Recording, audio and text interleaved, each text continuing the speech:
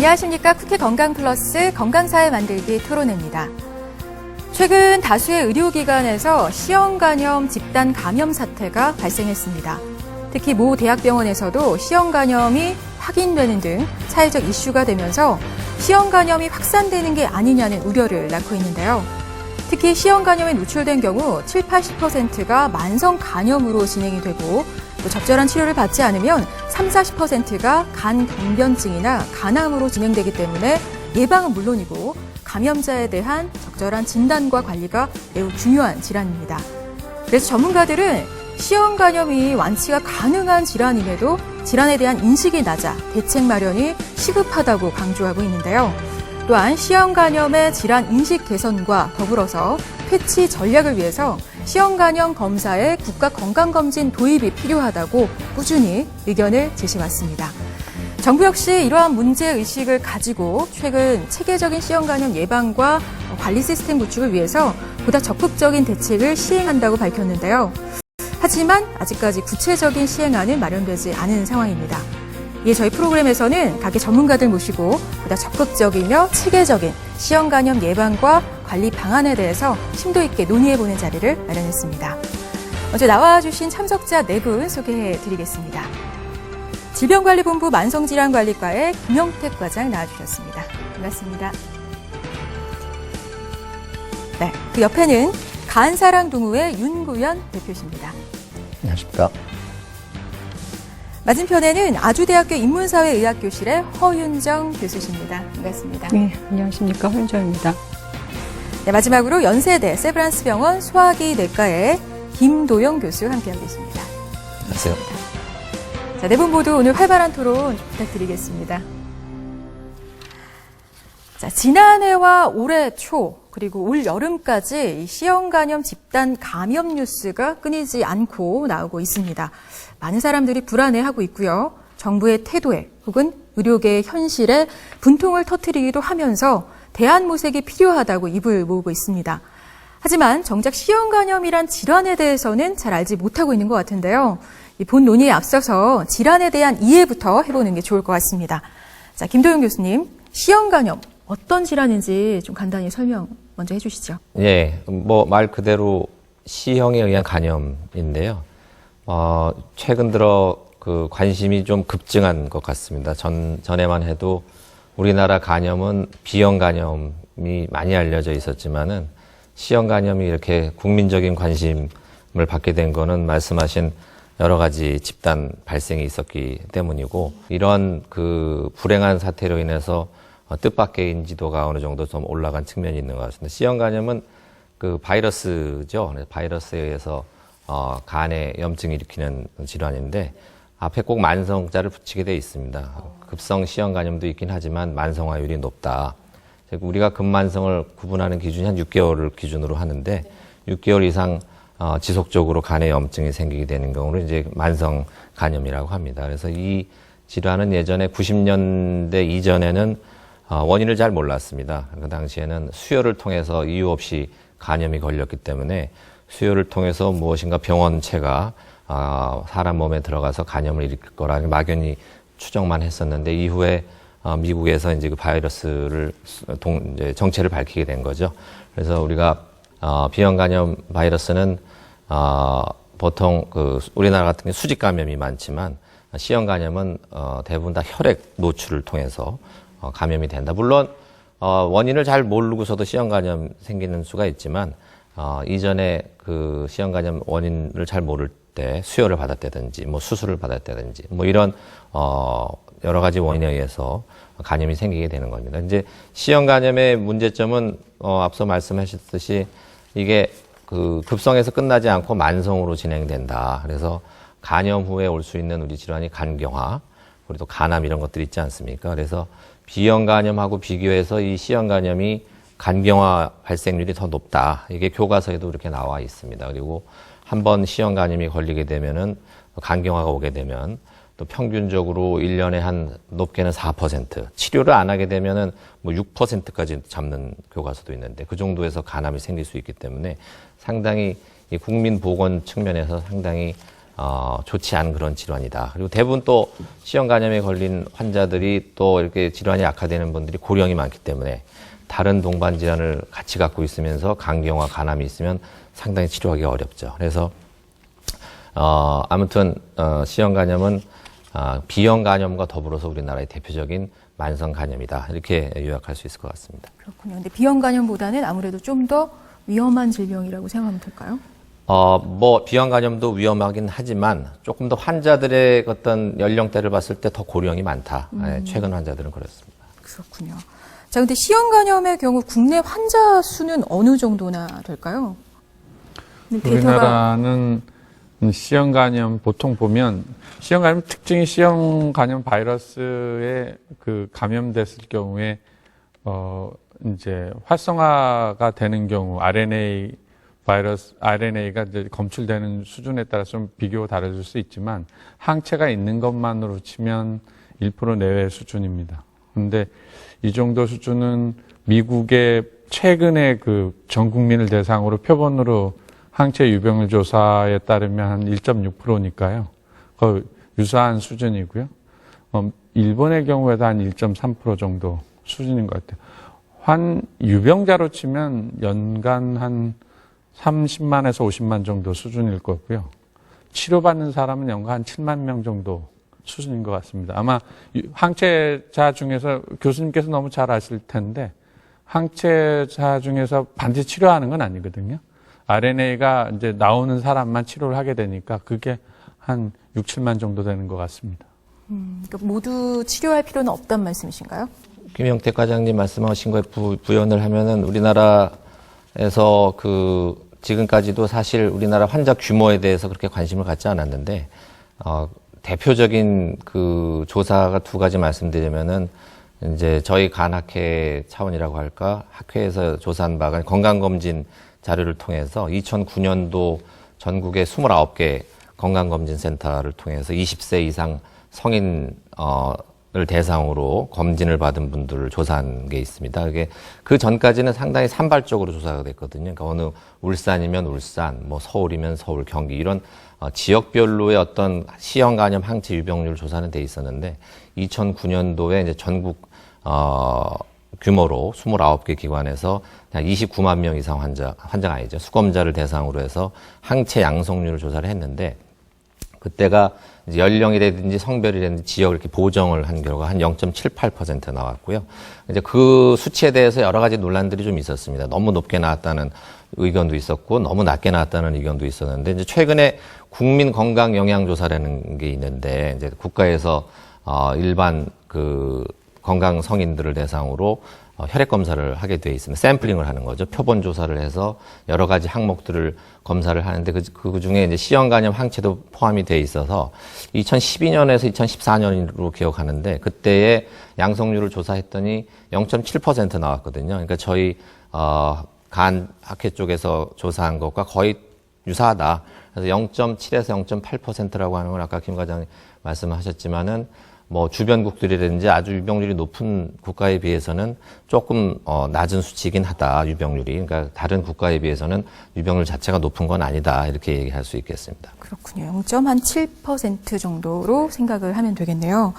자, 근데 이 C형 간염이 굉장히 치명적인 질환인지 이게 궁금해요. 많은 분들은 좀 완치도 어렵고 평생 달고 살아야 되지 않나 막연히 이런 인식들을 갖고 계신데 치료 방법 또 치료 성과는 어떤지 궁금합니다. 어떻습니까, 교수님? 예, 참 묘하게도 C형 간염 집단 발생이 나타난 시점이 우리나라에서 이제 부작용이 없는 경구약들이 막 들어오기 시작하는 시점이어서 어떻게 보면 잘된 측면이 있다. 예전에 치료는 C형 간염은 이라고 하는 주사제를 써야 됐습니다. 그런 주사제는 더 이상 쓰질 않는 약이 됐고 이제 경구약 먹는 약으로만 짧게는 3개월, 길게는 뭐 6개월 치료하고 치료 성공률도 뭐 90% 이상, 뭐 어떤 분들은 뭐 95%, 98%까지 얘기를 합니다만, 하여튼 최소한 90% 이상의 성공률은 최근 나온 경구약들은 다 기대할 수 있다 이렇게 얘기할 수 있겠습니다. 그러니까 기존에는 주사제였는데 이제 경구용 신약이 개발이 되면서는 굉장히 완치율도 높아졌고 전반적으로 효과가 좋다. 근데 어느 환자에게나 사용해도 이게 완치율이 다 높은 건가요?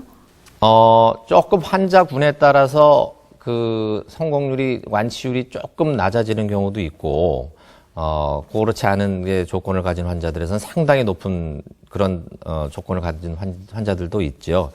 뭐, 예를 들어서 그 돌연변이 바이러스를 처음부터 갖고 있던 환자들은 뭐 특정 약을 썼을 때 뭐 효과가 떨어진다든지, 또는 간경화가 좀 진행이 된 환자들은, 이런 환자들은 사실 예전에 썼을 때 거의 실패 확률이 훨씬 더 많았고요. 하지만 경구약제가 들어오고 난 후에는 성공률이 상당히 높습니다만, 간경화가 없는 환자들보다는 조금 떨어진다는 이제 보고도 있어서. 그러니까 좀 더 빨리 치료약을 그렇죠. 쓸수록 효과가 좋은 예, 거군요. 아무래도 간이 건강할 때 또 젊은 연령대 치료해야 효과가 더 좋다라는 그런 얘기는 할 수 있을 것 같습니다. 그러니까 초기에 좀 빠르게 진단받고 또 치료를 하게 되면 완치율이 상당히 높은 편이다. 90% 이상. 이런 젊은 겁니까? 연령에 그 간경화가 없는 환자들이 치료할 때는 거의 100% 가깝다고 아마 그래요? 보셔도 될 것 같아요. 네. 그 정도라면 조기에 진단되고 또 치료 성과가 이렇게 굉장히 높은 편이라면 굉장히 그래도 안심되는 부분이긴 한데요. 그렇다면 이 치료 약제에 대한 보험 급여는 어떨지 궁금해요. 환자 부담, 약제에 대한 부담이 크다면 그것도 문제거든요. 환자 부담은 크진 않은가요? 어떻습니까? 환자 부담은 어느 정도? 환자 부담이 국민건강보험 적용이 되면 30%를 환자가 부담을 하게 약제의 되거든요. 30%. 예. 근데 이 약들이 워낙 고가의 약이라서 가장 비싼 약은 3개월 사용이 한 2,500만 원. 근데 이제 보험 적용이 되면 환자가 한 750만 원 정도를 부담을 하게 됩니다. 저렴한 약은 한 6개월에 한 250만 원 정도를 부담을 하는데, 다행스럽게 이제 나라에서 지원하는 제도 중에 이렇게 단기간에 고가의 비용을 쓰는 사람들을 지원해주는 제도가 또 있어요. 그래서 일정 1년 동안 썼던 비용이 일정액을 넘어가면 나라에서 그 넘어가는 돈을 환급을 해주거든요. 그래서 소득에 따라서 이제 환자가 부담하는 돈이 120만 원에서 최대 500만 원까지만 부담을 합니다. 그러니까 내가 정말 재산과 돈이 너무 많아도 500만 원 이상은 약값을 부담을 하진 않고요. 일반적인 중산층들은 한 200만 원, 250만 원 정도를 약값으로 부담을 하신다고 생각하면 되는데, 이제 이게 결제를 할 때 해주는 게 아니라 다음에 환급을 해주기 때문에 일단은 좀 목돈이 들어가고요. 다음에 이제 건강보험으로부터 좀 돌려받습니다. 환자 입장에서 조금 일시적으로 부담이 될 수 있지만 네. 그래도 보상금을 받을 수 있는 부분이 있어서 그래도 부담이 좀 경감된다 네. 생각하면 되겠네요.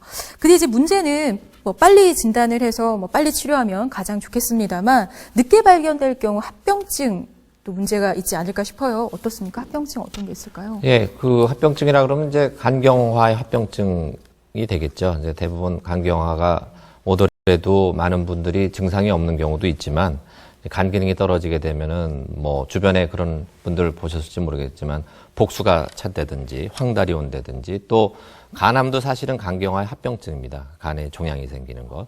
예, 그리고 뭐 더 심각한 경우에는 간 기능 장애로 인해서 해독 기능이 떨어지기 때문에 간성 혼수가 온다든지.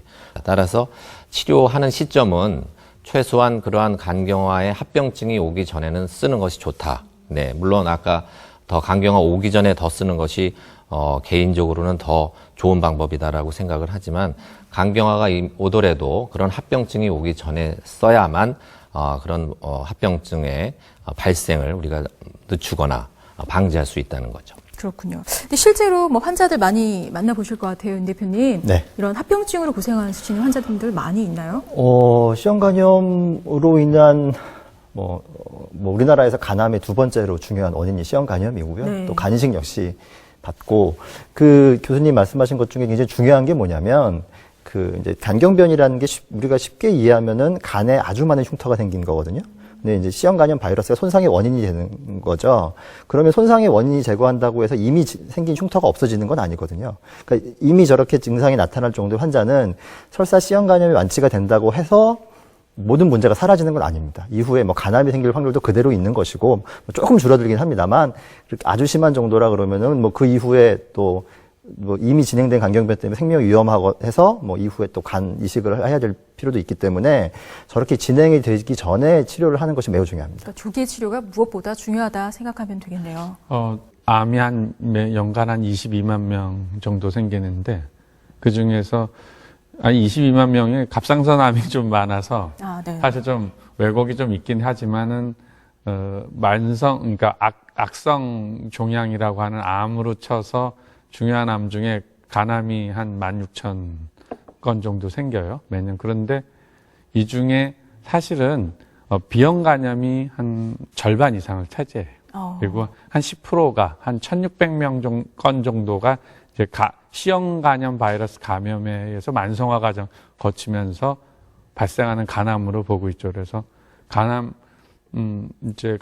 C형 간염은 굉장히 감염 바이러스 중에서 B형보다도 C형 간염에 감염됐을 때 암될 가능성은 높지만 B형 간염은 워낙 감염 규모가 크기 때문에 차지하는 비중은 간암에 차지하는 영향 요인은 B형 간염이 더 높습니다. 그러나 그렇다 하더라도 C형 간염에 의한 간암의 비중이 결코 작다할 수 없고요. 중요한 질병으로 보고 있는 겁니다. 높다는 거죠. 그렇습니다. 그렇군요. 그러니까 B형 간염이 전체적인 인구는 많지만 환자 수는 많지만 거의 5% 내외 4%에서 5% 정도의 전체 규모이기 때문에 B형 간염이 워낙 규모가 크기 때문에 C형 간염에 비해서 그래서 간암에 대한 발생 기여는 훨씬 높지만 실제 간염 자체에 걸렸을 때 위험 진행도는 간암이 훨씬 더 높은 걸로 돼 있습니다. 전에 그 내과 학회에서 조사한 게 있었는데 우리나라 아까 윤 대표님도 말씀하셨지만 우리나라 간경화의 3대 원인이 1위가 B형 간염이고 2위가 알코올입니다. 우리나라 술을 많이 드시기 때문에 특히 농촌 지방 같은 경우에 술을 워낙 많이 드시기 때문에 간경화에서는 알코올이 2위고 3위가 C형 간염인데 간암의 3대 원인을 들어라 그러면은 1위가 그냥 단연 1위가 B형 간염인데 순위가 2, 3위가 바뀝니다. 그래서 2위가 C형 간염이 더 많아요. 알코올보다. 그 이유는 잘 모르지만 알코올성 간경화, 술로 인해서 간경화가 생긴 경우에는 상대적으로 간암이 덜 생긴다. 하지만 아까 말씀드렸듯이 C형 간염은 간염 상태에서 간경화로 넘어가는 비율이 B형 간염보다 좀 높은 경향이 있고 간경화가 왔을 때 간암이 생기는 그런 경향은 술로 인한 간경화보다 더 높다. 그래서 C형 간염 우리나라에서 간경화든 간암이든 3대 원인 중에 하나지만 간암에서는 2위를 차지하고 있다. 이렇게 얘기할 수 있겠습니다. 그러니까 유병률 면에서는 B형 간염보다는 적지만 이렇게 만만히 볼 수 있는 질환은 아니라는 말씀이신데요. 그럼에도 이 C형 간염에 대한 인식은 그리 높지가 않아요. 그나마 최근 그 집단 감염 사태가 발생하면서 C형 간염 이렇게 들어보게 되는 것 같은데요. 사실 최근 간사랑동의회에서 신형 간염 환자와 보호자를 대상으로 간 질환, 그중에서도 이 C형 간염에 대한 인식과 치료 어려움에 대해서 좀 조사를 하신 걸로 알고 있어요. 이 부분에 대해서 좀 어떻게 나왔는지. 저희가 2013년도에도 한번 조사를 했고요. 네. 최근에도 한 번 더 조사를 했는데 그 C형 간염은 B형 간염에 비해서 진단받을 때 잘 모르세요. 그래서 C형 간염이라 그러면 이런 병도 있나 싶어. 증상이 없는 건가요, 평상시에? 네, 만성 B형 간염과 만성 C형 간염의 가장 큰 증상은 증상이 없다는 겁니다. 네, 그렇기 때문에 이거를 발견하는 과정이 B형 간염은 여기저기서 아주 많은 곳에서 검사를 하거든요. 네네. 예전에는 일반 건강검진이라 해서 국민들이 이제 2년에 한 번씩 받는 건강검진에 포함이 되어 있었고, 지금은 그건 없어졌지만 이제 40세와 66세에 받는 생애전환기 건강검진에 포함이 되어 있고, 또 많은 회사들에서 채용 과정에서 건강검진을 한다거나, 아니면은 군입대를 할 때 또 한다거나, 또 산정검사로 되게 많이 산정검사로 임산부들이 또 받는다거나 하면서 발견될 가능성들이 매우 높은데 C형 간염은 검사하는 경로가 거의 없습니다. 헌혈을 한다거나 할 때 주로 됐고 그 수술 전 검사도 작년 7월 달에 들어갔어요. 그래서 그전에는 수술 전에 모든 사람을 다 검사를 감염성 질환들을 검사를 할 때 C형 간염이 빠져 있었고요. 요 최근에 들어서 이제 거기 일부 들어가서 좀 발견이 되고 있고 저희가 조사를 했을 때 가장 좀 눈에 띄는 게 C형 간염을 어떻게 발견을 했습니까? 라고 했을 때 2013년에는 한 65%, 그리고 최근에는 한 56%가 개인적인 건강검진. 그러니까 내가 좀 비싼 돈을 내서 큰 병원 가서 몇십만 원 내고 하는 건강검진이나 아니면 좀 좋은 회사에서 사원복지 차원으로 이런저런 검사들을 좀 많이 해줄 때 이럴 때 발견하시는 분들이 거의 절반 이상이었고요. 그 나머지는 수혈 받다가, 그러니까 헌혈하다가 발견하는 분들이 좀 소수가 있어서 좀 이렇게 상대적으로 여유가 있는 분들이 받는 건강검진이 아니면 잘 발견되지 않습니다. 그렇군요. 그러니까 실제로 검사를 안 해보신 분들이 훨씬 많은 거네요. 네, 아마 대한간학회에서도 C형 간염 인식도 조사를 했을 때 비슷한 결과가 나왔던 걸로 제가 기억을 하고 있거든요. 네. 그만큼 C형 간염에 대한 인식이 굉장히 낮지 않나라는 생각이 드는데요. 자, 이 질환에 대한 인식이 낮기 때문에 뭐 발생하는 문제가 있다면 어떤 게 있을까요? 당연히 본인이 어떤 질환에 걸렸을 거라는 거를 전혀 생각을 안 하고 있으면은 그 병을 키우는 결과가 나타나겠죠. 그래서 말씀드렸듯이 우리 몸에 어떤 증상이 나타나면 이제 본인이 병원을 찾아가서라도 검사를 하겠지만, C형 간염은 바이러스가 몸에 들어오고 나서 급성기를 지나서 6개월 지나 넘어가서 만성기가 접어들고 이후 바이러스가 이게 보통 한 25년에서 30년 걸린다 그래요. 병이 이제 간염 상태에서 간경화가 오기까지.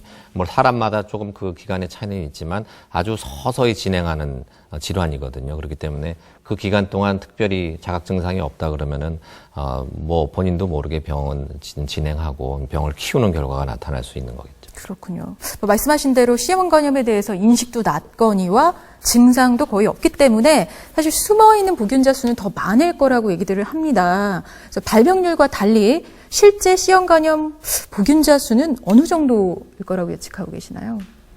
뭐 0.7%라는 얘기도 있지만 저는 정확하게 공식적으로 얼마다라고 얘기보다는 1% 내외다라고 하는 것이 제일 정확할 것 같아요. 그런데 1% 내외 정도 수준의 것을 미리 알았고, 그리고 이 정도에서 그러면 보균자가 있다는 점하고 치료가 방치됐다는 건 좀 다른 문제인데, C형 간염은 증상이 없으면 질병의 증상 진행이 아주 더디거나 또는 진행을 안 갔다고 할 수가 있어요. 운이 좋은 케이스라고도 볼 수 있기 때문에 증상적 접근이 굉장히 중요해요. 무증상적인 발견도 중요하지만, 그리고 현재 저희들이 한 30만에서 한 50만까지도 보는데, 그 유병자, 항체 양상자 중에서 치료받는 사람은 매년 한 7만 건 정도 되는 거예요. 그래서 그러면 증상이 발현이 된다는 거죠.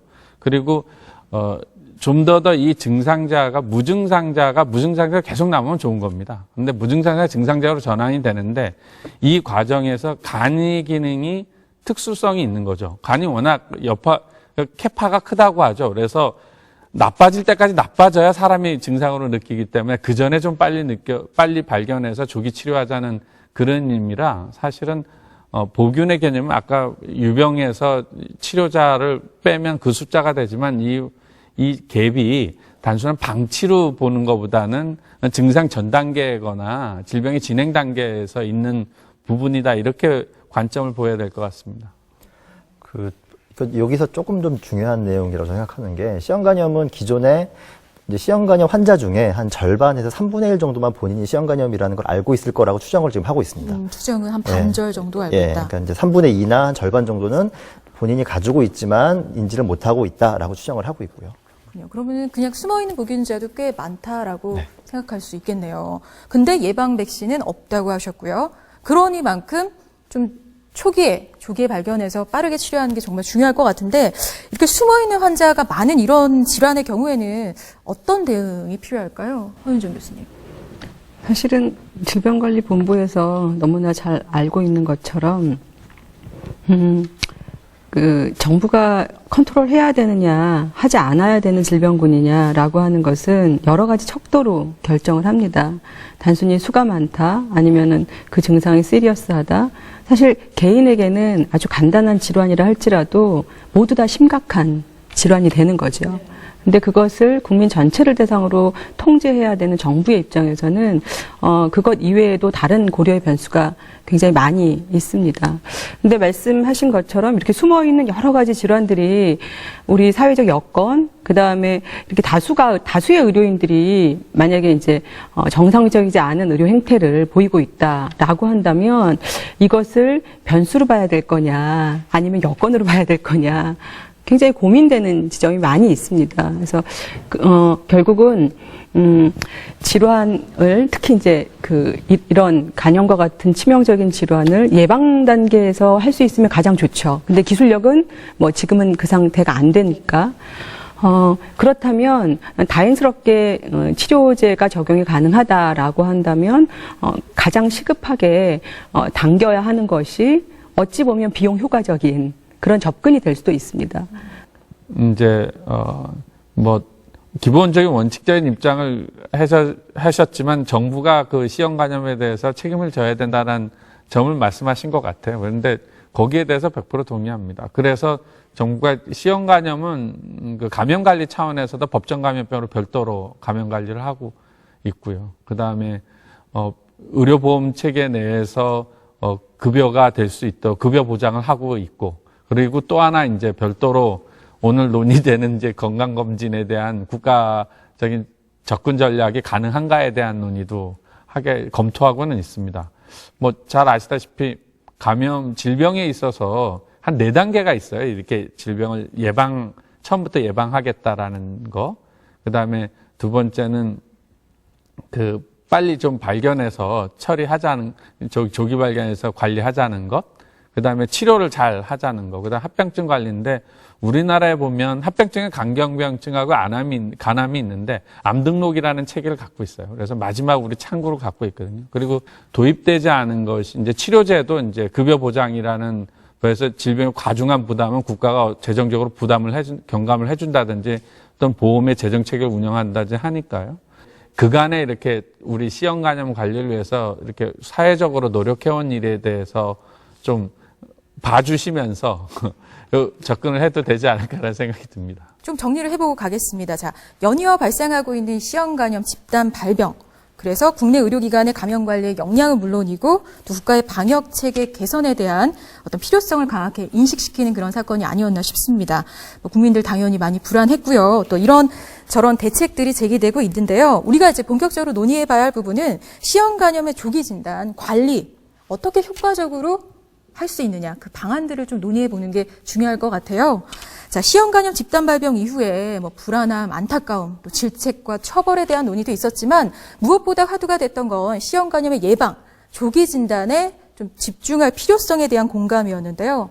김도영 교수님, 이 조기 진단이 정말 중요하다, 앞서 얘기했지만 그 부분에 대해서 다시 한번 좀 짚어주시죠. 그 전에 국제보건기구라고 하죠. WHO에서 최근에 또 문서를 하나 냈는데 그것이 간염 퇴치 전략 2030년까지 간염 바이러스를 없애자 이런 전략 보고서를 냈습니다. 그래서 저희 간학회하고 질병관리본부가 공동 연구를 최근에 이제 시작한 것이 있는데 우리나라는 이제 그동안 국가에서 노력을 많이 해주셔서 비형 간염이 아주 잘 조절되는 나라로 WHO도 인정을 했죠. 그래서 예전에 유병률이 높을 때는 8% 이상이었다가 지금은 3%? 그중 3% 정도로 알고 있고 젊은 연령층에서는 1, 2% 정도밖에 안 돼서 1% 미만으로 1% 퇴치 수준으로 갔다고 인정을 우리나라가 이제 출생아 기준으로 봤을 때는 이제 우리나라가 비형 간염 퇴치 국가로 그렇죠. 인증을 받은 나라가 되었습니다. 출생아는 그렇죠. 네, 그만큼 비형 간염에 들인 노력이 컸고 그 성과도 많았습니다. 그래서 이제는 비형 간염에 대한 노력을 조금 C형 간염으로 돌릴 때가 되지 않았나. 그건 아까 과장님도 말씀하시고 허 교수님도 말씀하셨지만은 이제 치료제가 있기 때문에 예전에 이제 치료제 효과가 별로 기대할 수 없던 그런 시절에는 우리가 아무리 잘 찾아내도 치료 효과가 낮으면 그만큼 효과가 떨어지는 거지만 이제는 물론 비용이 문제되는 시대가 되긴 했지만 찾아내서 치료를 해주면 거의 다 박멸할 수 있는 그런 약들이 있기 때문에 두 가지 전략이 필요하다. 기존에 모르고 있던 환자들을 잘 발굴해서 찾아내야 되고 그다음에 여러 가지 정책적인 노력, 학회하고 국가의 공조를 통해서 신규 환자를 없애는 것. 그건 이제 여러 가지 교육도 필요하고 홍보도 필요하고 안전에 대한 어떤 관리 감독도 필요하고 이런 여러 가지 또 노력을 해야 되겠지만 신규 발생 환자를 줄이는 것. 양 측면을 같이 접근을 하면은 우리도 2030년까지 어느 정도 박멸이 가능하지 않을까 이렇게 내다보고 있습니다. 네, 그러니까 조기 치료만 하면 완치가 거의 가능하기 때문에 빨리 조기에 진단하는 게 매우 중요하다는 말씀이신데, 근데 지금 현재 우리나라는 C형 간염 항체 검사가 고위험군의 선별 검사로 이루어져 있다고 알고 있는데, 우선 이게 어떤 건지 좀 간략히 설명을 해주시죠. 고위험군 선별 검사. 지금 사실은 우리나라 대한간학회에서 만든 그 가이드라인인 게 있습니다. C형 간염 진료 가이드라인도 있고, 유럽에서 만든 것도 있고, 미국에서 만든 것도 방식도 있는데 이제 스크리닝 검사라고 하는 거 소위 C형 간염이 있는지 없는지를 1차적으로 검사하는 항체 검사를 누구를 대상으로 할 건가에 대해서 이런 여러 지역의 가이드라인에서는 아직까지는 고위험군에 대해서 이 항체 검사를 하는 것이 좋겠다. 위생이나 또는 보건 측면에서 좀 열악한 위치에 놓였던 분들을 고위험군으로 이제 정의를 하고 그분들에 대해서는 1차적으로 스크리닝 검사를 하는 게 좋겠다. 이런 전략이 현재까지입니다. 근데 네. 이게 좀 유명무실하다, 한계가 있다라는 지적이 있는데 왜 그런 건가요? 그 이유는 사실은 우리가 C형 간염 걸린 분들을 이렇게 문진을 해보면요. 그러니까 왜 바이러스가 들어왔는지를 잘 모르는 분들이 많고 또 우리나라에서 특히 또 C형 간염과 관련된 위험 요인 중에 뭐 침이라든지 또는 치과 시술을 받았다든지 뭐 병원에 가서 주사를 맞았다든지 이런 것들이 있어요. 그러니까 그런 분율이 상당히 많은 분율을 차지합니다. 그렇군요. 그래서 이런 이유 때문에 이미 좀 병이 많이 진행된 후에 발견되는 경우도 많은 걸로 알고 있는데 어떻습니까? 기본적으로 C형 간염은 기존에 절반 정도의 환자들은 자기가 어디서 걸렸는지 모른다라고 생각을 하고 있었어요. 네. 그리고 이제 C형 간염의 선진국들은 주로 걸리는 분들이 주사기 사용 마약에서 걸린다고 되어 있거든요. 네. 그런데 이제 우리나라는 그런 마약을 잘 안 쓰는 걸로 좀 알려져 있고, 김정 교수님께서 말씀하셨지만, 말씀하신 경로들이 아주 우리 일상적인 것들이 좀 많고요. 지금 이제 최근에 생긴 의료기관들의 사고가 얼마나 큰 사고냐면, 이거는 우리가 전혀 예상을 못 했던 거거든요. 그런데 이게 그러면은 두 의료기관이냐, 그 이후에 이제 뭐 서울에 또 JS 의원이라고 또 하나가 생겼고, 뭐 이제 질병관리본부에서 이제 주의 깊게 보는 의료기관이 몇 개 더 있다라는 얘기도 계속 나오고 있으니까, 이렇게 나오면 우리가 정상적으로 의료기관을 이용했던 것들도 다 한번 고민을 해야 되지 않냐 생각을 해야 되고, 그 얘기는 뭐냐면 고위험군을 따질 수가 없다는 얘기가 되는 거예요. 모든 사람을 대상으로 한 번 정도 이상은 다 검사를 해야 하지 않냐, 최소한. 네네. 그러니까 C형 간염을 좀 검사 영역을 넓혀야 한다라는 말씀이신데, 자, 그럼 정리해보자면 C형 간염 예방 불가능하고, 또 조기 발견해서 조기 치료 대응 잘하면 90% 이상, 젊은 분들은 100%에 가까운 치료율을 보인다. 자, 그렇다면 하루빨리 좀 숨어있는 환자들을 찾아내서 치료하는 게 관건이란 말씀이신데, 자, 이런 문제의식 정부도 공감하신 것 같아요. 그래서 얼마 전에 체계적인 C형 간염 예방 관리에 대한 종합 대책을 내놔주셨는데요. 그 내용 먼저 좀 소개해 주시죠. 그러면 하나 좀 정정을 좀 해야 될 게, 네네. 그러니까 전체 어쨌든 C형 간염에 감염돼 계신 분들은 감염원으로 지역사회에서 작용합니다. 그게 전 국민의 1% 내외입니다. 그리고 선진국도 마찬가지로 1% 내외고요.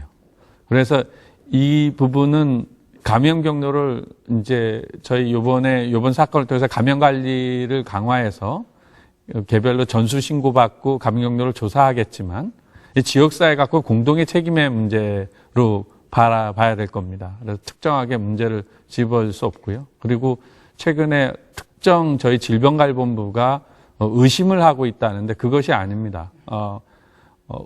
감염 환자를 많이 보고 있는 병원은 당연히 치료에 활동을 하고 있기 때문에 거기가 의심받아서는 안 되겠죠. 그러니까 그거하고 좀 차이가 있다라는 점이고요. 예방이 불가능한 건 아니고 혈액 안전관리나 일회용 주석이나 안전의료관리 또 혈액 매개에 대한 감염주의 사실은 여러 가지 그 혈액으로 전파될 수 있는 모든 행위에 대해서는 예를 들어서 감염자 가족인 경우엔 부부관계에서도 콘돔을 사용한다든지 하는 걸 권장하듯이 그런 여러 가지 예방 가이드가 있음에도 불구하고 맞아요. 불가피한 예방 접종이 불가능하다. 예방 접종이 불가능한 것 정도 불가피한 상황은 있을 수 있습니다. 네. 그래서 거기에 대해서 4단계의 질병 관리가 있다고 했는데 모든 질병의 4단계가 그 4단계의 관리가 적용되지는 않습니다. 예방, 조기 발견, 치료, 사후 관리. 그런데 이 C형 간염의 경우에는 이제까지 이 2단계인 조기 발견이 안 된 이후부터 봐야 우리가 대책을 어떻게 세울 거냐가 나오는데요. 이 조기 발견을 왜 못했냐면 첫 번째는 유병이 너무 낮습니다. 일반적으로 무증상기에 본인이 느끼지 못해서 조기 발견을 한다는 것은 증상을 빨리 느끼면 사실은 사후 선별 검사 할 이유가 없습니다. 빨리 병원에 가라고 공고를 하지 검사를 해서 병원에 가세요, 마세요 이런 걸 결정하잖아요. 건강검진은 아주 쉽게 얘기하면 선별 검사를 통해서 의심이 되면, 확진이 아니라 의심이 되면 병원에 가서 정밀 검사를 받아보십시오라고 하는 행위입니다. 그래서 조기 발견을 유도하는 건데 이게 무증상기에 적용을 하는 거죠. 근데 문제는 유병이 커야 됩니다. 그런데 보통 유병률이 5% 이상이어야 되는데 그렇지 못했고, 사망 수준도 10만 명당 10명인데 간질환이 10.3, 한 13명 정도 돼요. 그 중에 10분의 1이니까 사망 수준도 10분의 1밖에 안 되는 거죠. 그래서 사망 수준도 작아서 되는 것도 있고요. 두 번째는 검사 이후에 뾰족한 방법이 없었습니다. 그러니까 혈흔 같은 거는 면역 증강 방법을 쓰는 건데 부작용도 심하고요. 직접적으로 바이러스를 공격하는 것이 아니기 때문에 특정한 치료법이 발견되지 않았다는 점이고요. 세 번째는 어차피 우리나라는 경제로 돌아갑니다. 자본주의 체제 내에선 경제 활동이 굉장히 중요한데 비용이 너무 많이 들면 사회적으로 감당하기 어렵습니다. 그래서 이 세 가지가 만족이 못 돼서 됐는데 최근에 큰 변화가 있었습니다. 그리고 검사도 굉장히 검사 가격이 싸졌고요. 그래서 그다음에 무엇보다도 유병 수준, 이제는 5%가 우리나라에 걱정이 되는 수준이었다면 1%도 우리나라는 걱정해야 될 선진국에 진입했다고 봅니다. 또 개개인의 감염자에 대한 삶의 질을 높이기 위한, 당연히 질병에 걸리면 조기 발견을 치료해야 되는 게 당연한 일이니까요. 그런 일에 대해서 같이 접근할 수 있겠다라고 해서 현재는 여러 각도로 건강검진 타당성에 대해서 검토를 하고 있는 중입니다. 자, 이런 정부의 노력에 대해서 뭐 어떻게 생각하시는지, 우선 학계 의료계 이런 네. 정부의 입장 어떻게 바라보고 예, 계신지. 정부에서 어떤 그 정책, 특히 이제 비용이 들어가는 정책을 시행을 할 때는 항상 비용 대비 효과를 고려를 해야 되고, 뭐 맞는 말씀입니다. 아무리 그 국민 건강 수준을 높인다고 해도 지나치게 많은 비용이 들어가면은 곤란하죠. 그건 국민들도 원하는 바는 아닐 텐데. 그래서 물론 이제 이 비용 대비 효과라는 게 항상 이 어떤 모형을 가지고 우리가 추정할 수밖에 없거든요. 그래서 실제 우리가 투입되는 자원이 있고 거기서 우리가 발생하는 어떤 이득을 서로 비교를 하는 거죠. 그래서 전 국민 대상으로 시형 간염 항체 검사를 평생 1회 했을 때 들어가는 비용이 얼마고, 거기에서 발견되는 환자가 몇 명이고, 그 환자들을 실제 이런 좋은 약으로 치료했을 때 들어가는 비용이 얼마고, 이런 게 다 이제 투입되는 자원이 되겠죠. 그리고 이제 그게 이제 인컴이 되면은 우리가 거기서 얻을 수 있는 이득은 뭐냐? 아까 말씀드렸듯이 치료하지 않을 때 일정 비율의 환자들은 진행을 하거든요. 수십 년 지나서 진행을 해서 간경화가 생기고 간암이 생기는 환자들이 있기 때문에 그 환자들로 인해서 발생하는 의료비가 있죠. 그래서 그 의료비를 우리가 건강검진을 통해서 환자를 찾아내서 치료를 했을 때 그런 치료하지 않은 환자들에서의 어떤 간경화나 간암에서의 의료비를 얼마나 줄일 수 있느냐. 이제 결국 그게 이제 비용 대비 효과인데, 그런 것들을 모형을 통해서 저희가 연구한 바에 따르면 0.78%의 우리나라 유병률을 근거로 해서 여러 가지 그 건강검진에 필요한 비용, 치료 비용 이런 것들하고 우리가 얻게 되는 이득을 비교했을 때 이득이 더 크다. 이런 결과를 저희가 낸 적이 있습니다. 그러니까 단기적으로는 좀 비용이 많이 부담이 그렇죠. 되겠지만 장기적으로 봤을 때는 장기적으로는 환자의 어떤 질환 진행을 막기 때문에 장기적으로는 치료해 주는 것이 훨씬 더 국가적으로도 이득이라는 그런 결과가 있어서, 그것을 아마 혹시 참고하고 계신지 모르겠지만은 제가 논문 나오면은 한번 보내드리겠습니다. 네. 중간 결과도 저희들이 알고 있고요. 네. 다른 다양한 게 있지만 이 경제성 평가에 대한 연구는 굉장히 주관적 개입이 많이 들어가기 때문에 그것도 다각도로 검토를 좀 해야죠. 하나의 그 검토 자료로 활용할 예정으로 있습니다. 네. 이게 쉽게 얘기하면은 아까 이제 치료비가 제일 비싼 약은 한 2,500만 원, 싼 약은 한 850만 원이고, 그 중에 환자가 30%를 부담한다고 했는데, 실제로 2,500만 원짜리 약이 이제 앞서 설명드린 본인 부담 상한제 때문에 거의 2,300만 원은 국민건강보험이 부담을 하는 게 되거든요. 그러니까 한 명의 감염을 막으면 건강보험이 한 2,200, 300만 원을 아낀다는 뜻이 되는 거고요. 아마 이게 이제 간암이나 간이식으로 가게 되면 간이식을 하게 되면 아마 국민건강보험 1억 원 이상의 비용을 부담을 하게 될 겁니다. 그러니까 간암으로 진행하는 거 한 명을 막으면 한 1억 원 정도, 이제 간이식 가는 상황을 한 명을 막으면 한 1억 정도를 아끼는 거거든요. 그리고 이제 그 과정에서 이제 환자들이나 가족들이 겪는 또 이제 뭐 부담, 뭐 이렇게 그 사회적인 부담들까지 고려를 하면 좀 긍정적으로 좀 반영을 해야 하지 않나 좀 생각을 하고 있습니다. 그렇군요. 허윤정 교수는 어떻게 생각하십니까? 이번 정부의 이 시형간염 예방관리 종합대책 어떻게 보고 계신지 좀 아쉬운 면 있을까요? 정부가 그 굉장히 많은 질환들을 컨트롤해야 되는 책임이 굉장히 막중하잖아요. 그런데 이렇게 터무니없이 의료기관에서 사고가 딱 터지면 정부가 그간의 검토해왔던 우선순위가 딱 재배열돼요. 그리고 실제로 질병관리본부에 계시지만 예를 들어 이제 기획재정부나 이렇게 재정 관련 부처에 가서는 누구보다도 더 환자 당사자보다도 더 이 질환의 관리의 중요성을 어필하시고 있고 그런 위치에 계신 분이죠. 근데 저희가 이 모든 이제 교수님 말씀하신 것처럼 비용 효과성 검토 안 할 수 없습니다. 왜요? 저희가 내는 건강보험료로 그것을 부담하기 때문에 그래요. 또 더 나아가서 저희가 내는 세금으로 그걸 부담하기 때문에 마땅히 검토해야 합니다. 그리고 효과성이나 아니면 말씀하신 장기 생존 굉장히 다 신중하게 해야 합니다. 그런데 그런 모든 모형과 이론 속에서 빠져 있는 게 뭐냐면 우리 그 동호회에서 말씀하신 것처럼 그러니까 대한민국이란 나라가 환자의 생명 가격이 너무 쌉니다. 전반적으로. 그러니까 환자 개인의 고통, 가족의 고통, 이런 것들에 대한 기회비용이 정말 충분히 투여된, 이런 비용 효과성 모형은 본 일이 없습니다. 단 한 번도. 저는 이것은 단순한 액수의 문제는 아니라고 봅니다. 네, 가치관과 비용적으로만 맞습니다. 해석할 일은 아니고 비용이 크고 낮음이 네. 문제가 아니라 환자의 삶의 가치. 그렇습니다. 그 철학이 우리의 의료 정책과 감염병 관리에 관한 철학에 어떻게 반영되느냐라고 하는 것이고 그러한 철학의 방향만이 재정 당국을 설득할 수 있고 그렇게 되는 사회가 선진국이다라고 보기 때문에 같은 돈을 들이는데 이게 훨씬 더 비용 효과적이야. 이런 건조한 얘기가 아니라 당신 가족이 그 병에 걸리지 않아서 이 뒤에 가져야 되는 삶의 질. 똑같은 돈이지만 언제 투여해야 되느냐, 어느 시점에 하는 것이 더 효과적이냐라고 하는 것에 우선순위와 철학을 좀 달리 바라보는 것 더 중요하다. 예, 그렇게 그러니까 비용 생각합니다. 효과적인 측면만 너무 강조해서 볼 게 아니라 환자의 어떤 삶의 질을 개선할 수 있는 그렇습니다. 방향에서 좀 바라봐줬으면 하는 바람을 하나 더 전해주셨는데 붙였으면 좋겠는데요. 네. 저기 허 교수님 지적하신 게 110분 공감하고요.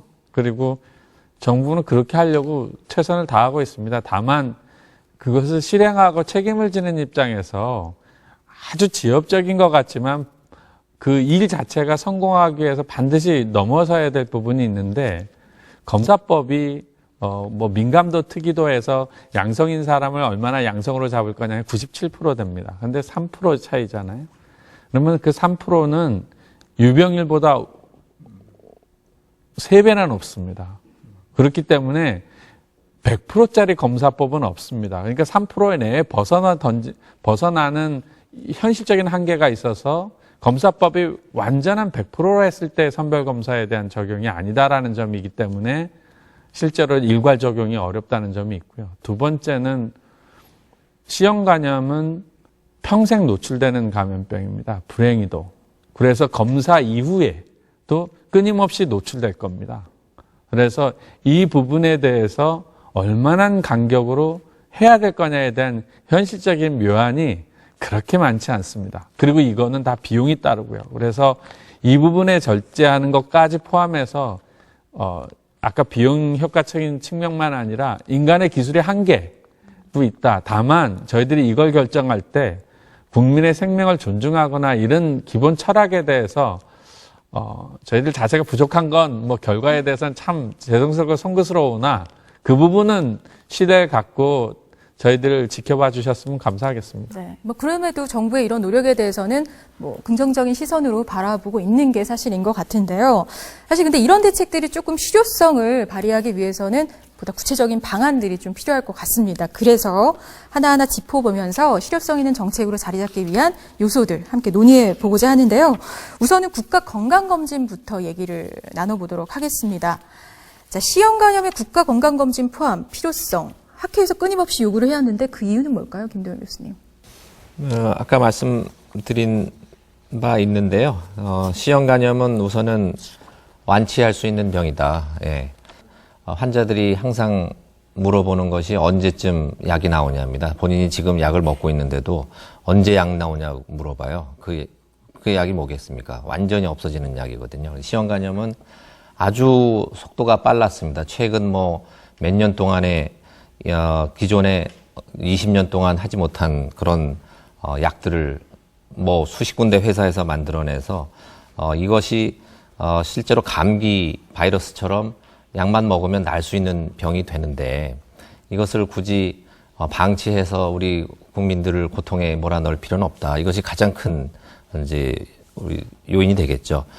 그 다음에 진단하고 스크리닝하는 그런 검사법이 아까 김 과장님 민감도가 조금 부족할 수 있다라는 얘기 하셨지만 검사 자체가 아주 간단하다. 혈액 한번 뽑으면 또 비용도 얼마 되지 않는다. 97%라고 해서 저는 그게 결코 낮다고 보지 않습니다. 우리가 의학에서 100%라는 건 사실 기대하기가 어려운 현실이죠. 그래서 97%의 어떤 민감도가 있다고 하더라도 그 검사는 스크리닝 검사로는 충분하다. 네, 대부분의 환자는 다 걸러낼 수 있다. 또 낮은 가격으로 환자가 간편하게 받을 수 있는 검사다. 그리고 찾아냄으로써 그 환자에 대한 어떤 이득은 상상을 초월하는 이득이다. 다른 질환과 비교할 수 없다. 이런 요인들 때문에 우리가 숨겨져 있는 환자가 그동안 너무 많았습니다. 그래서 숨겨진 환자를 빨리 찾아내자. 이런 측면, 여러 가지 측면들이 우리 간학회로 하여금 정부에서 주도적으로 해서 건강검진에 이 시형 간염 항체 스크리닝을 하는 것이 좋겠다는 의견을 계속 이제 제기한 이유가 되겠습니다. 그렇군요. 근데 실제로 국가검진에 포함이 되면 누구나 평생 적어도 한두 번 정도는 이 검사를 받게 되고 그렇다면 이제 최종적으로 시형 간염을 관리하는 데 있어서 굉장히 효과가 있지 않을까 싶은데 어떻습니까? 적극적으로 치료를 하는 거에 있어서 그러니까 감염원을 줄인다는 뜻도 되거든요. 지금 시형 간염 유병률을 보면 20대는 한 0.23% 정도이고 70대 이상은 2%를 넘어가요. 연령대별로 굉장히 차이가 크거든요. 근데 건강검진 부분은 일단은 지금 추진되는 게 이제 생애전환기 40세와 66세 이제 두 번 받는 거에 이제 1차적으로는 고민을 하는 것 같습니다. 그게 이제 앞서 말씀드린 것처럼 연령대별에 따라 차이가 좀 많이 나고 이게 중장년 이후에 유병률이 높기 때문에 그때 한 번 정도 해서 좀 해보면은 좀 어떤 효과들이 좀 드러나지 않겠냐라는 거 고민하는 것 같고요. 네, 시형 간염이 국가검진에 포함되면 분명 실효성이 있다라는 얘기시고 그 방법으로는 생애 전환기 검진에 포함될 거냐 이런 부분 언급해 주셨는데 사실 구체적인 방법들이 여러 가지 논의가 되고 있어요. 2년에 한 번 혹은 특정 연령에 무료로 검사하는 앞서 말씀하신 생애 전환기 검진에 넣을 것이냐 아니면 홀수년도, 짝수년도 출생자들을 좀 일괄적으로 검사를 할 것이냐 이런 여러 가지 방법들 중에 어떤 방법들이 효과가 있을까 같이 얘기를 좀 나눠봤으면 하는데 어떻습니까? 그 전에 국가건강검진에 포함이 된다면 실효성이 있을 것이다 라고는 아직 판단이 안 됐습니다. 그 실효성 부분이 아직 의심스럽다. 그렇죠. 그 국가건강검진의 시형 간염의 원칙상 적용 여부가 검토될 필요가 있다라는 단계에 현재 있고요. 정부에서는. 그리고 그것에 실효성이 있을 거냐, 기술적인 측면이나 비용 효과적인 측면이나 또 국민의 삶의 질 측면에서 이게 도움이 되는 일인가에 대한 부분이 있습니다. 한 가지 국민들께 꼭 말씀드리고 싶은 것은 모든 검사는 좋은 것은 아닙니다. 검사가 해가 있습니다. 그래서 굳이 하지 않아도 되는 일에 대한 부분도 있어서 이 국가건강검진에 대한 기준에 대해서는 다른 나라들도 마찬가지로 굉장히 엄격하게 다루고 있습니다. 그래서 질병을 조기 발견하는 것은 굉장히 좋은 방법이나 이것을 검토 없이 정밀한 검토 없이 공고하는 일은 자제하는 겁니다. 그래서 별도의 심사기구를 자문위원회 수준이 아니라 별도의 정부기관을 설치해서 검토할 정도로 굉장히 중요하게 다루고 있습니다. 그것은 검사가 반드시 좋은 것은 아니다. 해가 뒤따르기 때문입니다. 그래서 모든 국민에게 한 번씩 바늘로 예를 들면 바늘로 찔러야 되는 거잖아요. 시형 간염 검사가 없는데도 불구하고 그리고 모든 국민들에게 시형 간염에 대한 그 감염에 대한 공포를 심어줄 수 있고요. 그건 부작용이고요. 긍정적인 것은 시형 간염을 빨리 발견해서 조기 치료할 수도 있고 지역사회 감염을 줄여서 지역사회 전파를 막는 이 두 가지를 병행해서 같이 봐야 되는 원칙에서 봐서 지금 그런 측면에서 실효성을 검토하고 있다. 다만 이번 사건을 계기로 굉장히 적극적으로 검토하고 있다는 말씀을 드립니다. 네.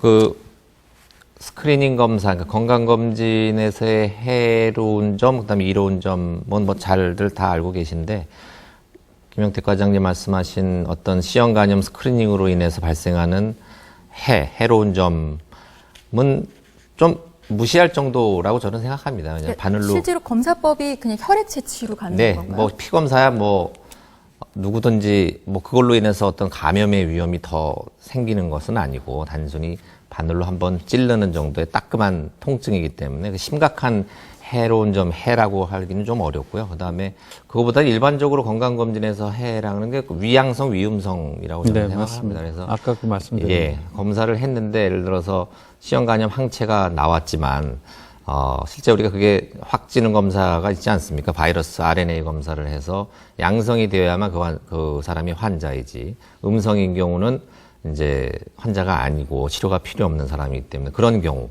이제 위양성으로 나왔을 때가 이제 일종의 보통 얘기하는 해로운 점이다. 그렇죠. 건강검진. 위양성도 문제가 되지만 위음성도 문제가 되겠죠. 네, 위음성도 마찬가지겠죠. 그래서 네. 암인 경우에는 특히 그것이 질병이 중하기 때문에 그 위임성이 몇 가지 사례라 하더라도 작지 않은 수라는 거죠. 아까 말씀드린 대로 97%라고 위양성이 그 위양성으로 보면 나올 가능성을 보면 민감도 측면에서 보면 3%의 빈자리가 있고요.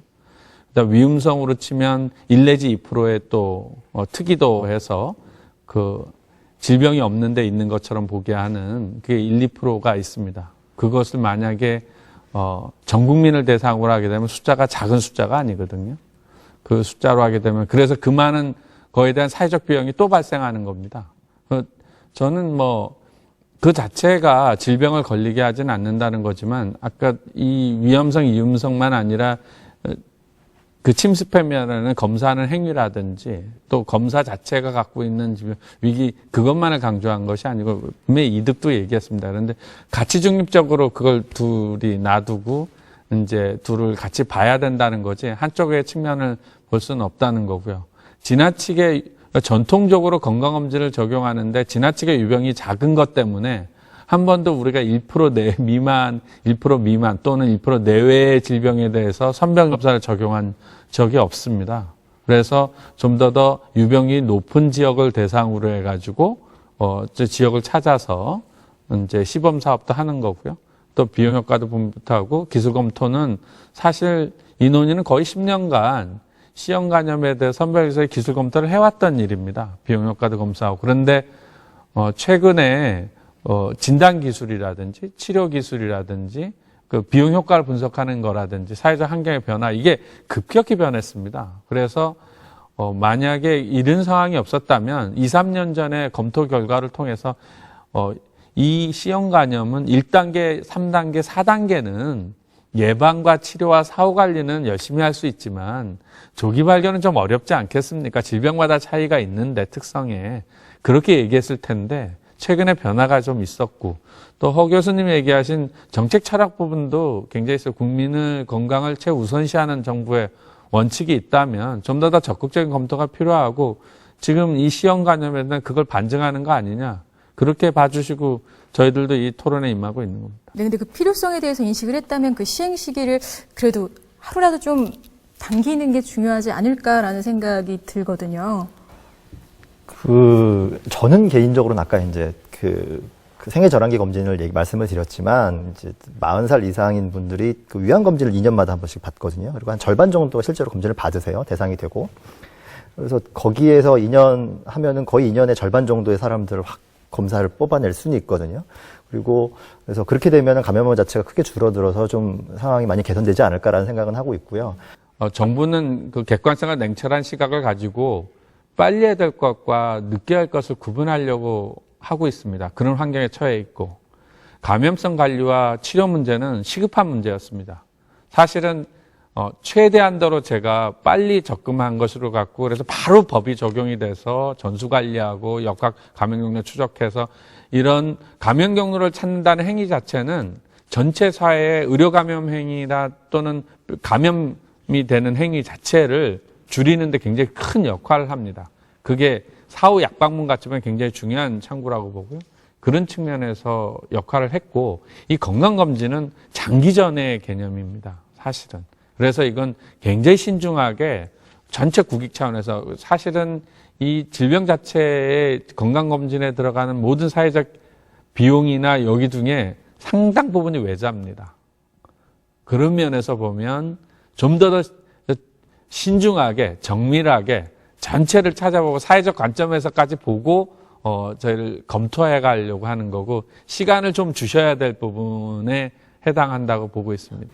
사실은 이제 말씀하신 내용 중에 실효성 그러니까 당연히 신중하게 검토해야 하고 그것이 이제 국민들이 떠안아야 될 사회적 부담과 비용으로 들어가는 거잖아요. 근데 실질적으로 보면 우리 이 건강검진의 수검률 뭐 이런 것들도 그러니까 이 문제가 실효성 있게 실제로 작동되려면 오늘 논의 포커싱 검진은 어떻게 할 거냐, 어느 시기에 할 거냐, 얼마나 빨리 할 거냐, 뭐 이런 것도 굉장히 중요하고 그리고 실제로 그 검진이 효과성을 발휘하고 계속 노출되는 것을 예방하려면 다른 인프라, 사회적 다른 인프라도 종합적으로 검토되고 홍보되는 것이 굉장히 중요하고 그러한 중요성들이 동시다발적으로 진행되지 않으면 사실은 검진의 도입과 더불어서 모두 검진해서 걸러내서 다 치료하면 되겠지. 우리 국가검진이 그렇게 수검률이 높지 않습니다. 한 절반 정도 하시더라고요. 네, 위암은. 그러니까 실질적으로는 그 도식대로 그렇게 작동되지 않는 것이 현실이기 때문에 어떻게 더 실효성 있게 작동시킬 거냐 이런 고민들도 같이 해야만 하는 것이고요. 저희가 목표하는 바는 검진에 언제 도입해서 언제 요입당 해가지고 들어갈 거냐 이게 아니라 국민들이 시형 감염에 최대한 노출돼서 피해나 이런 질환의 증상으로 발현되기 이전에 혹은 더 치명적인 증상으로 가기 전에 얼마나 효과적으로 더 치료할 거냐라고 하는 것에 목표가 있기 때문에 그 목표에 도달하기 위한 최적의 방법이 뭐냐 이걸 가지고 고민해야 됩니다. 그리고 경제적인 수준이나 교육 수준이나 이런 것들이 사실 대한민국만큼 전 세계에서 탑이거든요. 그러니까 WHO가 권고하는 레귤러한 일반적인 나라들과 굉장히 달라요. 그러니까 그런 어떤 이 사회 경제적인 그 여건 이런 것들까지 다 고려해서 개인이 관리할 수 있는 경우에는 맥시멈의 정보를 주고 그것을 노출시키는 게 굉장히 중요하죠. 그렇지 못한 취약한 계층들은 정부가 어떻게 빨리 차단해서 효과적으로 이분들에게 치료의 기회를 제공할 거냐 이런 차별적인 전략까지를 포함해서 그런 중대한 계기를 만들어야 된다. 왜? 대한민국은 바로 그 치료를 담당하는 의료인의 어떤 잘못된 행태로부터 이게 사회 문제가 됐기 때문에 그런 것에 대한 어떤 보상 그리고 그런 것에 대한 사실 이게 가장 후진국형 발병이고 상상하기 힘든 아마 외국의 학회 가서는 발표도 부끄러운 네. 그런 사안이기 때문에 그런 여러 가지 것들을 종합적으로 해서 이런 것이 실기하지 않고 내려졌으면 하는 그런 바람도 있는 것이죠. 네, 의료계 학회 입장도 좀 들어볼까요? 네, WHO에서 2030년까지 이 감염 바이러스 퇴치하기로 결정을 했다고 말씀을 드렸습니다. 우리나라도 어떻게 하든지 2030년까지는 거의 없어지는 수준까지 만들어야 하는 것이 목표거든요.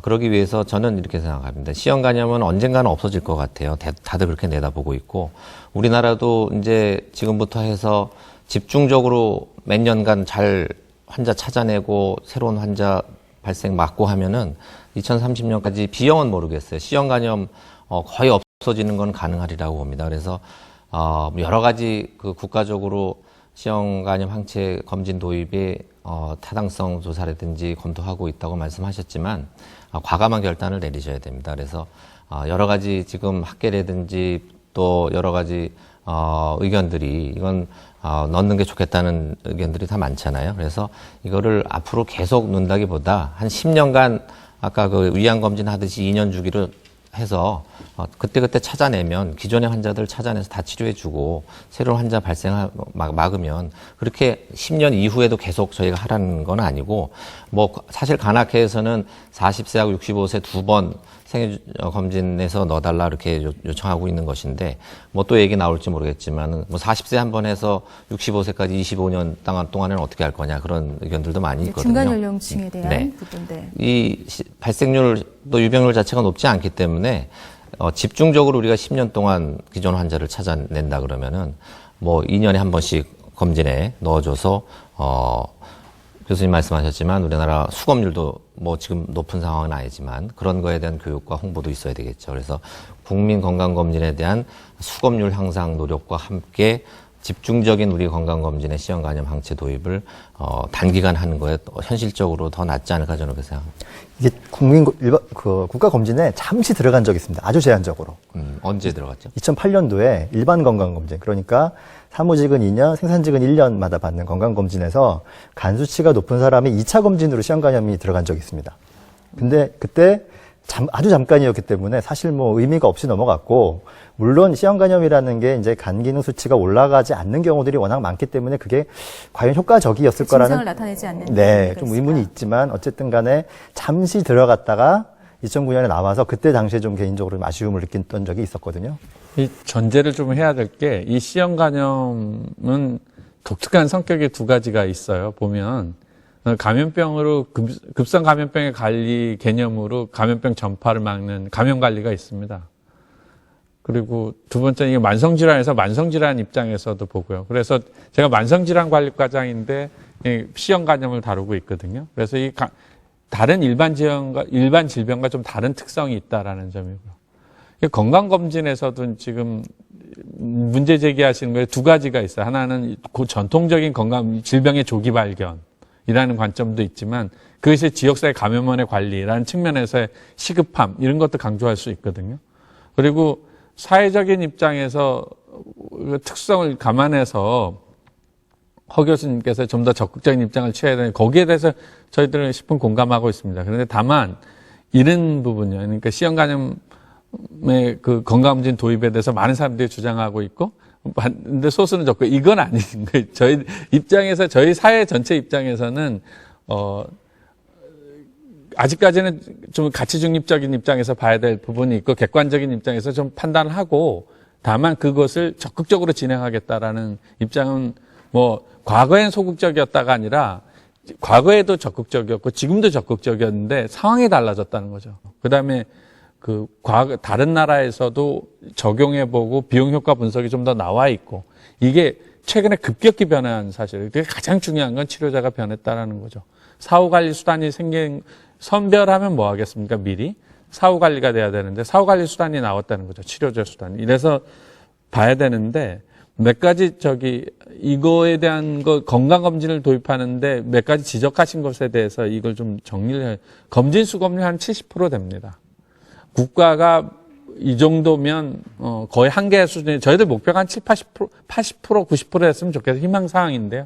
좀 그거 못 미다라는 거 죄송합니다만은 전 국민께서 70%는 그래도 저희들 2년에 한 번 정도는 검사 받는 권장에 대해 받습니다. 이건 굉장한 높은 수치인데 이 시스템 안에 C형간염이 들어오길 바라는 거 아니겠습니까? 그러니까 이 검진 체계 수검질 굉장히 저희들이 하는 거고 두 번째는 이걸 좀 더 효율화하기 위해서 그래도 노력이 미진하다는 허 교수님의 지적에 대해서 저희들이 겸허하게 받아들이고 있어서 최근에 우리 5개년 국가건강검진 계획을 발표를 했어요. 좀 더 사후관리도 하고 국민이 편하게 받을 일회성으로 바로 할 수 있고 사후관리도 강화하고 뭐 이런 체계를 좀 하고 들인 돈에 비해서 효과는 더 나도록 하는 체계를 봤거든요. 특히 정보 이용이나 사후관리 부분을 신경을 많이 썼습니다. 그런 점을 좀 이해해 주셨으면 하는 부분이고요.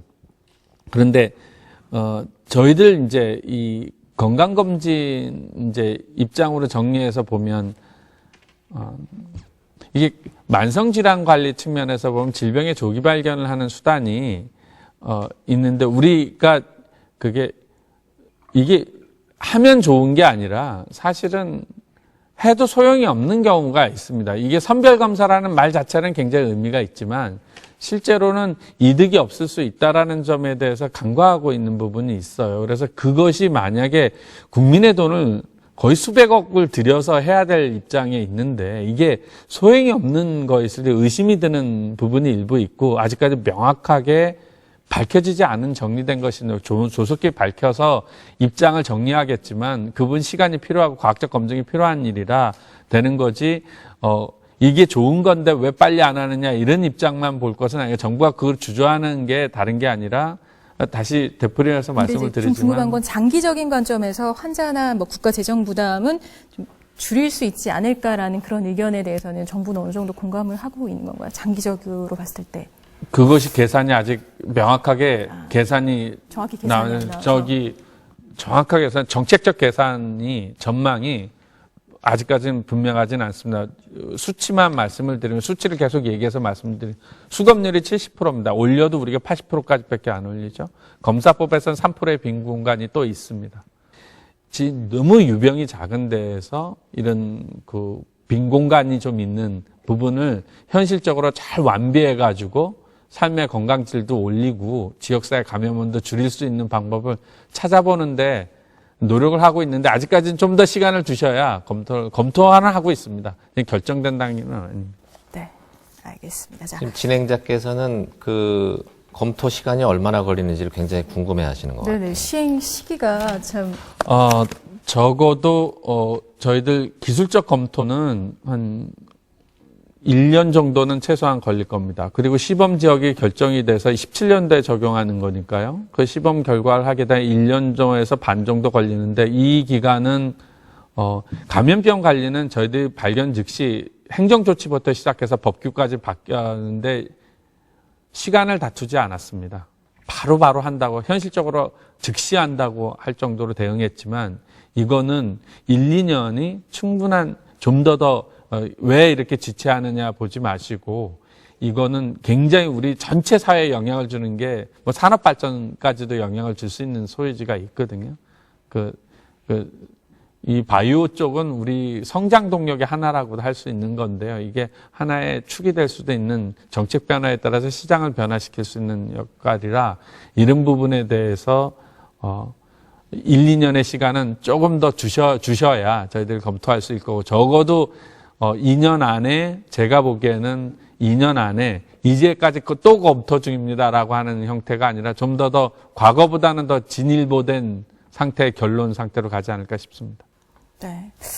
이 시형 간염의 국가검진 포함 관련해서 여러 가지 의견들을 좀 나눠봤는데요. 이 외에 시형 간염 관리를 위해 더 필요한 게 있다면 어떤 것들이 있을까요? 의견들 좀 주시죠.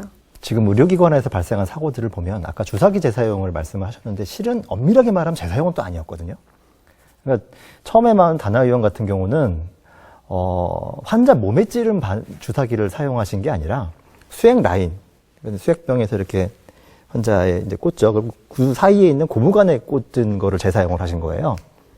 그래서 그 처음에 이 사건이 터졌을 때 말씀하신 것처럼 이게 어떻게 의사가 저런 행동을 할까, 주사기를 재사용을 할까, 그게 얼마나 한다고 했는데 알고 봤더니 이게 어떤 돈을 아끼기 위한 것보다는 번거로움을 좀 줄이기 위해서 하신 거였고 또 이제 먼저 한양 정형외과 같은 경우는 주사기 재사용이 아니라 아마 지금 그 마취 주사액이 오염이 된 것 같다라고 좀 추정을 하는 분들도 많이 있거든요. 그래서 이게 비용상의 문제가 아니라 의사 선생님의 습관의 문제에서 발생한 문제라고 저는 생각을 합니다. 돈 문제는 아닌 것 같고요. 그런데 돈 문제라면 어떻게 해결을 할 텐데 잘못된 습관은 정말 고치기 어렵거든요. 지금 저는 제일 걱정스러운 게 혼자 계신 원장님들이세요. 이분들은 누가 옆에서 조언해 주실 만한 분들이 없거든요. 그래서 이번에 정부 대책에서도 의원급 감염관리 역량이 미약하기 때문에 그거를 컨설팅을 적극적으로 하겠다 그러는 얘기가 나왔는데 이 부분이 좀 되어야지 의료기관에서의 감염이 좀 줄어들 것 같지 이게 돈 문제는 확실히 아닌 것 같습니다. 딱 비용적인 문제만은 아니다. 네. 지금 또 재미있는 사건은 주사 바늘만 빼고 몸통을 재사용하신 병원이 하나 있었습니다. 근데 환자가 한 명도 안 생겼어요. 그러면 그 병원은 잘한 거냐? 그건 또 아니잖아요. 네. 아마 그 원장님께서는 야, 내가 지금 1, 2년 동안 주사기 몸통은 재사용하고 바늘만 뺐는데 안 걸렸으니까 안전한 거 아니야? 이렇게 생각하실 수도 있거든요. 몇 년 전에 국정감사에서 지적됐던 내용을 보면 보험급여를 청구하는 의사 선생님들 중에서 뭐 90세 이상 뭐 이런 분들이 실제로 급여를 청구를 하는 것으로 통계 수치가 나온 적이 있어요. 무엇을 의미하냐면 실제 그분들이 그 연령에서 진료를 보시는지 아니면 사무장 병원처럼 면허를 대여하시는지 그건 알 방법이 없죠. 모두 케이스 바이 케이스로 리서치하지 않는 이상. 그런데 보다 근본적인 이제 습관을 어떻게 바꾸냐 그런 얘기인데 그거 못 바꾸죠. 절대 못 바꿉니다. 그런데 의료인과 같은 그런 전문직들이 그것이 좀 전문직의 특징이라고 하는 게 전문직들 스스로 자기 관리하는 자정 그리고 스스로 자기 컨트롤하고 집단 관리를 하는 이런 기전들의 중요한 계기가 된 사건이고요. 그래서 우리나라는 정말 너무나 이렇게 평이하지 않은 그 경로를 가는 것 같습니다. 그러니까 예를 들어 주사기 재사용이라고 하는 터무니없는 일로 의사 면허 관리 강화 이런 게 나오고 근데 우려하시는 것처럼 그런 의료인들의 진료 행태 그다음에 카테터를 재사용한다든가 마취액을 편리하게 쓴다든가 이런 일상적이었던 그런 행태들이 실질적으로는 샅샅이 좀 드러나고 지역의 의사회라든가 이런 전문가 집단으로부터 휘어리 되고 결국은 동료들이 스스로 그런 행위나 진료 관행에 대해서 들여다볼 수 있게 하는 굉장히 불행하지만 중요한 계기가 된 것이니까 그런 것들을 다 포함해서 정부가 이러한 상상하기 어려운 이런 일들이 벌어지는 공간 안에서 우리가 이 시형 간염을 어떻게 대책을 마련하는 것이 가장 적절하냐 이런 여러 가지 변수를 고려해서 결단하는 것이 굉장히 중요하다.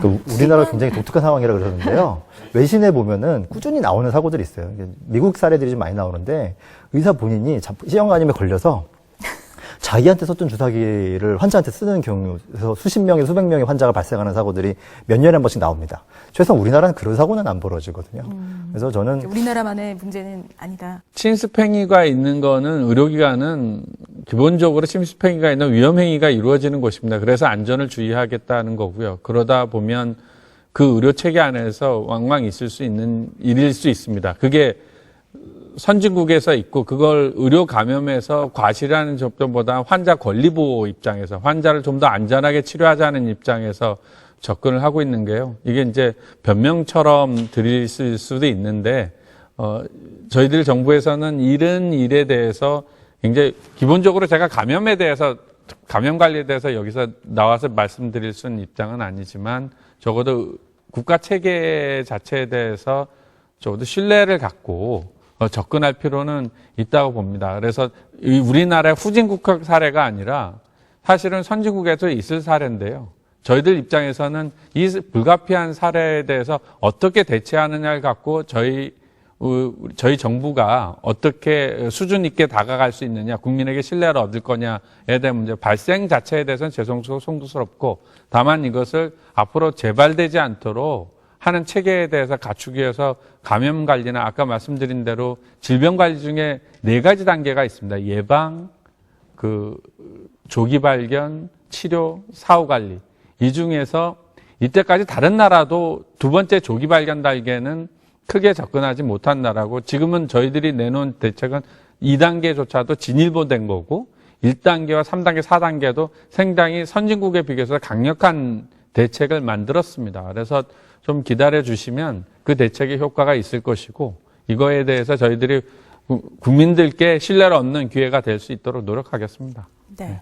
알겠습니다. 자, 그리고 또 노력해야 할 부분은 이제 국민들의 인식 개선 역시 굉장히 필요할 것 같습니다. 자, 환자 가족 대상으로 설문조사 하신 데이터가 있다고 해요. 어떤 부분들이 필요할까요? 국민들의 인식 개선을 위해서. 시형 간염은 전반적으로 본인들이 모르고 계신다는 게 좀 큰 문제고요. 환자 본인이 시형 간염이실 때도 좀 안타까운 게 우리나라 그 진료 과정이 질병에 대해서 자세한 설명을 하기가 좀 제한점이 많습니다. 그래서 외국처럼 30분, 1시간씩 진료를 하는 입장이 좀 아니기 때문에 그런 면에서 좀 잘못 인식들을 하시는 것들이 있어요. 시형간염 치료를 왜 안 받냐라는 거에서 부작용에 대한 두려움, 치료 성공률이 낮다라는 거에 대한 두려움 등등을 많이 호소를 하셨고 또 가족 간의 전염 이런 것들도 많이 걱정을 하셨었어요. 이런 것들이 굉장히 높게 나왔는데 지금은 완치율도 워낙 높고 가족 간의 전염이 가능은 하지만 또 매우 낮게 되어 있거든요. 성관계로 전염이 가능하다고 지금 알려져 있지만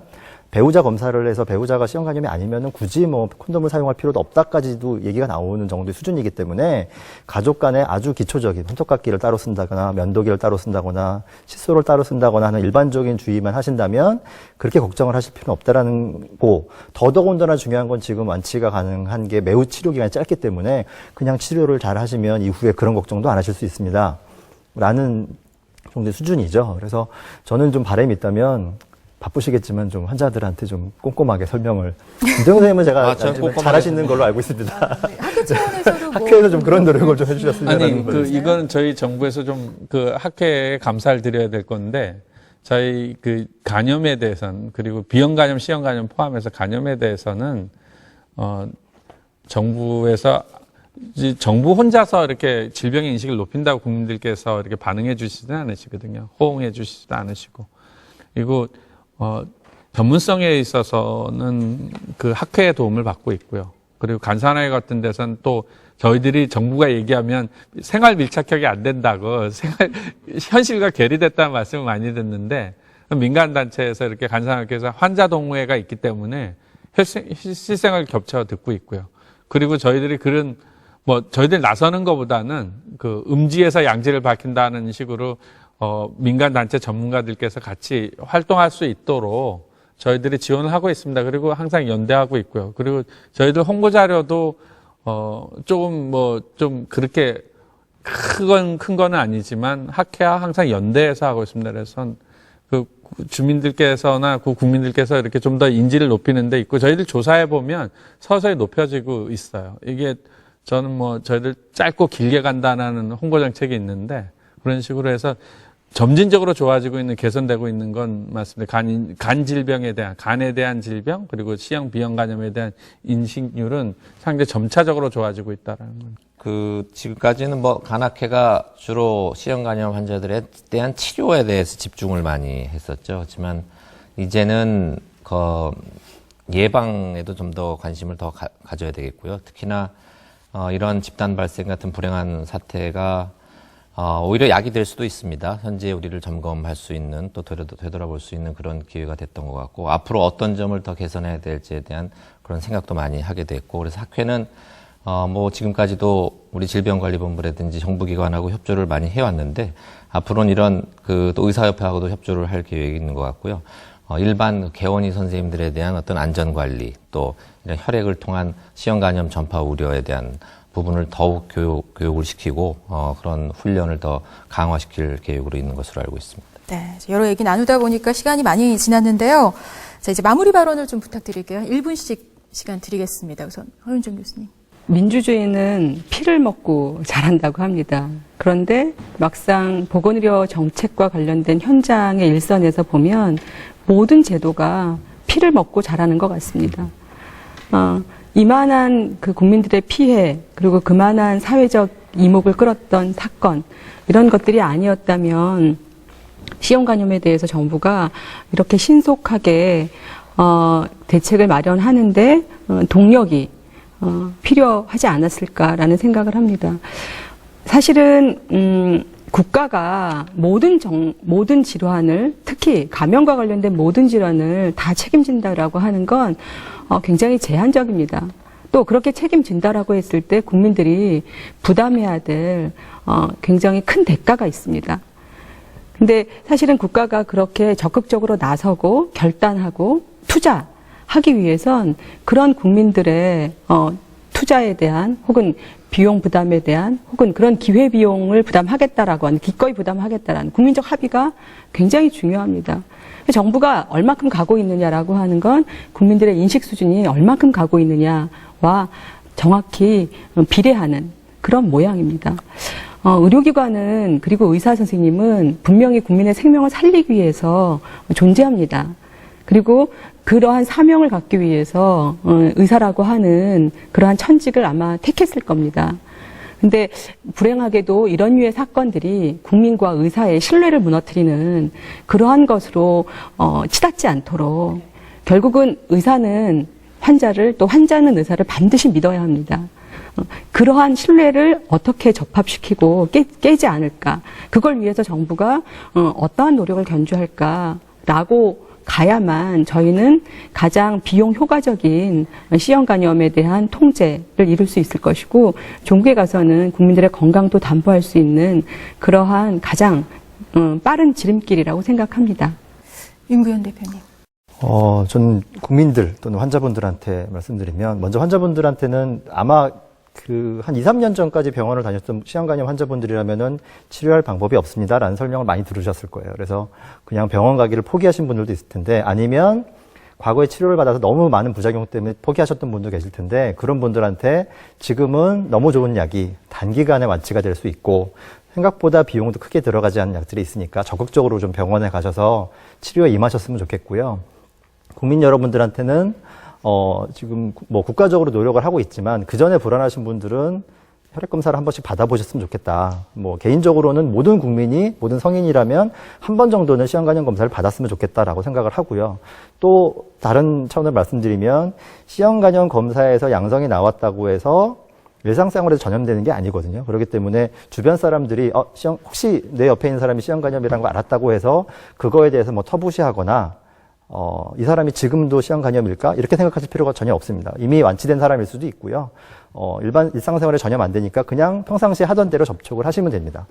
C형간염이 정복될 날이 얼마 남지 않았습니다. 좋은 약들이 많이 나와서 요새 치료하는 맛이 의사로서 상당히 납니다. 예전에 주사로 치료할 때는 상당히 뭐 어떤 환자는 암 치료 아니냐는 그런 얘기까지 할 정도로 힘들었는데 환자, 의사 모두 아주 편하게 치료하고 치료받는 시대가 왔기 때문에 지금 최근 들어서도 이전에 C형간염을 알고 있었더라도 약이 없어서 병원에 안 왔던 분들도 많이 있거든요. 근데 이제 미디어 같은 걸 보시고 찾아오시는 분들도 많이 늘어났습니다. 아직도 숨어 계신 분, 찾지 못한 환자들을 어서 속히 찾아내서 치료로 이끌었으면 좋겠습니다. 국민들께서 C형간염 그 조기 발견에 대해서 국가검진에 포함되는 거에 대해서 그게 관심이 깊은 줄 알고 있습니다. 좋은 정책이 될 수 있도록 최선을 다하겠습니다. 네. 자, 네 분 이야기 잘 들어봤습니다. 이 C형간염 예방과 관리 방안에 대해서 심도 있는 이야기 좀 나눠봤는데요. C형간염은 조기에 진단받고 치료를 잘 받으며 완치율이 높은 질환인 만큼 이 국가 검진에 조속히 포함시켜서 환자들의 신속한 치료를 좀 도와야 할 텐데요.